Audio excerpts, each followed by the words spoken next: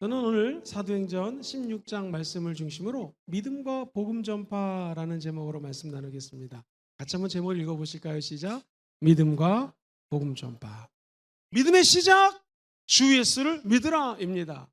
바울과 실라는 감옥의 문이 열립니다. 죄수의 결박이 풀어집니다. 그때 죄수들에게 구원받는 방법을 제일 먼저 주 예수를 믿으라. 그러면 너뿐만 아니라 네 가족이 구원을 받는다고 합니다. 그리고 이 간수와 가족들은 다 구원받고 천국 백성이 되고 빌립보 교회에 출석하는 교인이 되었습니다. 할렐루야. 한 여인이 하나님의 사람들을 돌봐줬습니다. 보호해줬습니다. 어느 날 인생이라고 하는 것은 역전의 때가 다가옵니다. 드디어 역전이 되는 시간이 다가왔습니다. 이 기생, 별로 직업이 좋지 않습니다. 라합이라고 하는 사람이 하나님을 믿고 하나님의 사람들을 돌봐줬을 때 어떤 일이 벌어지는가? 여호수아서 6장 17절 이상과 그 가운데 있는 모든 것들은 다 야훼께 온전히 바쳐라. 이스라엘 승기를 잡았습니다. 기생 라합과 그 집에 동거하는 자는 모두 살려주라. 이는 우리가 보낸 사자들을 그가 숨겨주었기 때문에 그렇습니다. 믿음의 사람 기생 라합 때문에 그 집에 동거하고 있는 모든 사람들이 구원을 받는 것입니다. 이 예수를 믿는다라고 하는 것은요, 복음에는 하나님의 의가 나타나서 믿음에서 믿음에 이르게 하나니 기록된 바 오직 의인은 믿음으로 말미암아 살리라 함과 같은. 우리 미래의 신앙, 지금이 말세라고 얘기를 하지 않습니까? 성경에 보면 이런 말이 나와요. 베드로전서 1장 5절 너희는 이 말세에 나타내기로 예비하신 구원을 얻기 위하여 믿음으로 말미암아 하나님의 능력으로 보호하심을 받아는. 믿음만 있으면 하나님이 보호해 주신다는 거예요.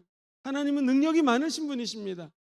하나님은 과거에도 우리를 의인으로 만들어 주셨고 지금 이 순간에도 우리를 돌봐주십니다. 그리고 저와 여러분을 통하여 미래에 수없이 많은 너와 네 집이 구원을 받는다 했으니 우리가 만나는 모든 족속들을 구원받게 할 것입니다. 이것이 전도요 선교입니다. 주 예수를 믿고 예수 그리스도를 전파하는 사명을 우리에게 주셨다라는 것이죠.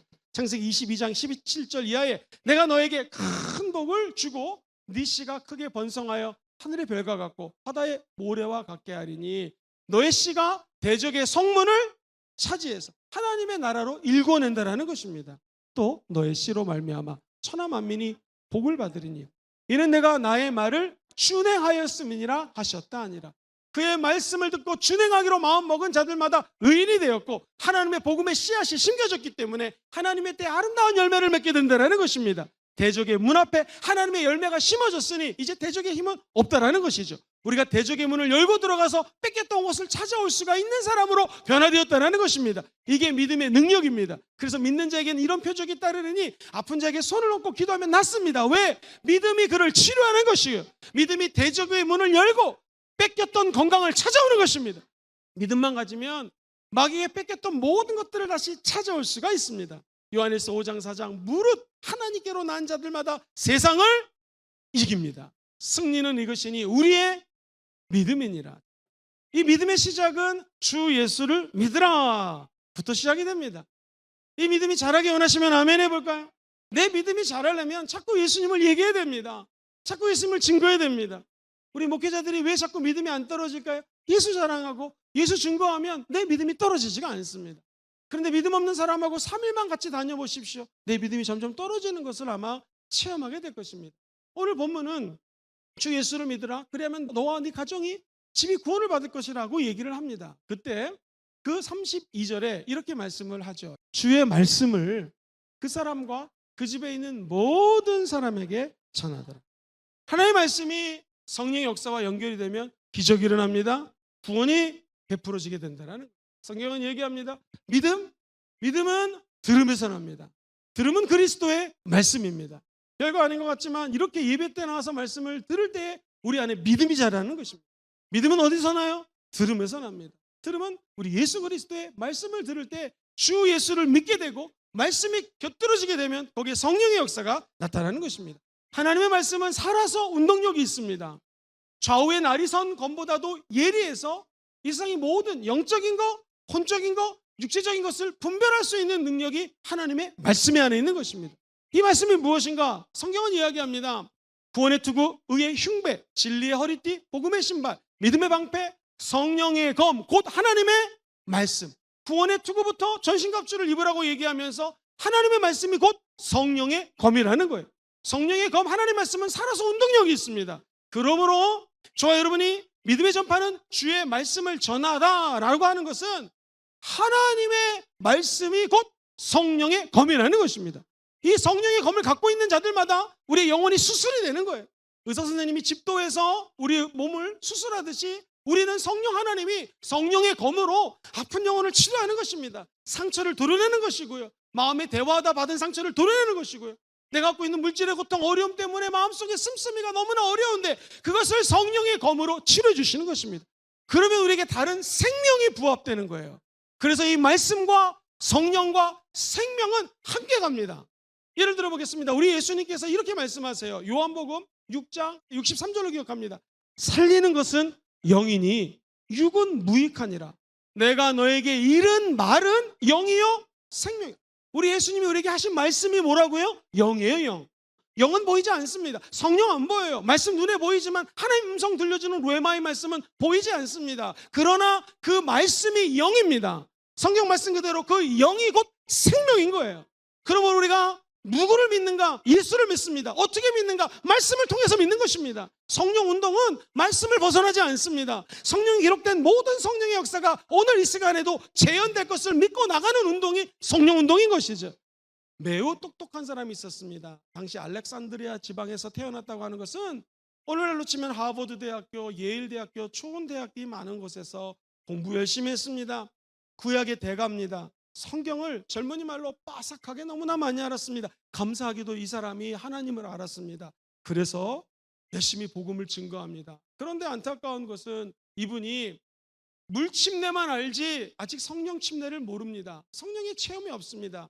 그때 하나님의 사람 아굴라와 브리스길라 부부가 이 세계적인 학자 아볼로를 앉혀놓고 차근차근 예수님에 대해서 설명합니다. 예수님이 죽고 부활하셨습니다. 네, 알지요. 그리고 그가 약속하신 것 성령을 보내주자 사도행전 2장 말씀처럼 모든 사람들이 성령을 받고 방언을 말하기 시작합니다. 베드로 사도가 일어나서 복음을 증거하자 3,000명이 예수를 믿었습니다. 아니 어떻게 그런 일이 일어났습니까? 성령 받으셔야 됩니다 하면서 아볼로 제자들에게 바울이 가가지고 너희가 믿을 때에 성령을 받았느냐? 아니요, 우리는 성령이 있음을 듣지도 못했습니다. 그때 주의 종들이 안수하자 성령 임하고 방언이 터지고 성령의 침례가 임했습니다. 할렐루야. 그리고 그들이 하나님을 높이고 그 모든 가족들이 예수를 믿게 됐다라는 것이죠. 우리가 할 일은요 그저 복음을 증거하는 것입니다. 야고보서 1장 21절은 이렇게 말씀합니다. 그러므로 모든 더러운 것과 넘치는 악을 내버리고 너의 영혼을 능히 구원할 바 마음에 심어진 말씀을 온유함으로 받아라. 목사님이 복음 증거하는 게 참 어려운데 어떤 마음으로 증거하면 될까요? 아주 쉬운 방법이 있습니다. 귀신이 떠나가고 병이 낫고 여러 가지 일들이 일어날 때 우리 주님 말씀하십니다. 너 그 일어나는 기적들을 보고 너무 놀라지도 말고 잘난 체할 것도 없어. 따라해볼까요? 거저 받았으니 거저 주라. 이 성경 마태복음 10장 8절에 병든 자를 고치며 죽은 자를 살리며 나병한 자를 깨끗하게 하며 귀신을 쫓아내되 너희가 거저 받았으니 거저 주라. 그 거저 받은 것이 물질만 거저 받았겠습니까? 은혜, 축복, 평통, 자녀 모든 것들 하나님이 주신 것입니다. 고르고 골라 우리에게 주신 것입니다. 우리 불평하지 않고 주변 인근 사람들에게 전해주는 것 마땅한 도리인 줄 믿습니다. 세 번째, 결과가 무엇일까요? 열매가 무엇일까요? 복음의 결과는 변화와 침례입니다. 오늘 보면 33절 34절을 제가 한번 읽어드리겠습니다. 그 밤에 그 시각에 간수가 그들을 데려다가 그 맞은 자리를 어떻게 해주고 있습니까? 씻어내주고 있습니다. 야, 간수가 예수 믿고 변했습니다. 그 전까지는 야, 너 왜 똑바로 안 있어? 막 야단치던 간수가 이 바울과 실라와 아픈 사람들을 데려다가 맞은 자리를 씻어줍니다. 우리가 예수 믿었다라고 하는 것은 예수님의 성품을 닮아가는 것입니다. 변화되는 것입니다. 그리고 자기와 그 온 가족이 다 뭐를 받았어요? 침례를 받았어요. 물침례는 사람들 앞에 공표하는 것입니다. 이제 이분들이 예수 믿었습니다. 구원받았습니다. 할렐루야. 그리고 우리 빌립보 교회 성도가 되었습니다. 할렐루야. 이게 물침례의 의미입니다. 또 34절을 보면 그들을 데리고 자기 집으로 올라갑니다. 뭐를 차려줬습니까? 음식을 차려줍니다. 그와 온 집안이 하나님을 믿음으로 크게 기뻐하느니라. 사랑하는 성도님들, 요한에서 3장 18절에 이런 말씀이 있습니다. 자녀들아, 우리가 말과 혀로만 사랑하지 말고 행함과 진실함으로 사랑하라는 것이죠. 저와 여러분들이 이 땅에 살면서 해야 될 일도 많습니다. 만날 사람도 참 많습니다. 그런데 우리의 삶의 우선순위를 정확히 하셔야 됩니다. 너희는 먼저 그의 나라와 그의 의를 구하라. 그러면 이 모든 것들을 우리에게 어떻게 해주신다고요? 더해주신다고 약속하십니다. 베드로전서 1장 8절 9절에 보면 예수를 너희가 보지 못하였으나 그러나 우리가 하나님의 아들 예수를 사랑합니다.